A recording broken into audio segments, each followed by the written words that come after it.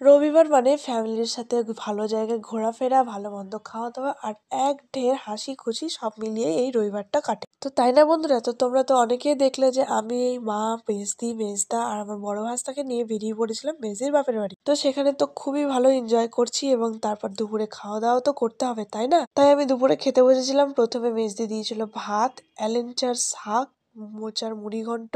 এই first time এলেঞ্চার শাক খেলাম। এলেঞ্চার শাকটা খুবই সুন্দর হয়েছিল। তারপর মেজদি দিয়ে দিল ডাল। তারপর ছিল ফুলকপি আলুর তরকারি, আলুর দম আর শেষ পাতে নিয়েছিলাম লেবু। লেবুটা প্রথম পাতে নিতে হয় বাট আমি শেষ পাতে নিয়েছিলাম। কিন্তু এই সব খুশির মধ্যে আমার সোনাইকে মিস করছিলাম যেহেতু আমার সোনাই আসতে পারিনি, তার কারণ তার ডিউটি পড়ে গিয়েছিল।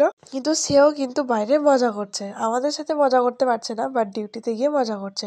তারপর আমরা খাওয়া দাওয়া করার পর সপরিবারে বেরিয়ে পড়েছিলাম একটু ঘুরতে। তো চলো কোথায় ঘুরতে যাচ্ছি তোমাদের নেক্সট পার্টে অবশ্যই দেখাবো। ততক্ষণ সবাই চ্যানেলটাকে সাবস্ক্রাইব করে দাও দেখার জন্য। আর কে কে আমার ভিডিও নালাগোলা থেকে দেখছো অবশ্যই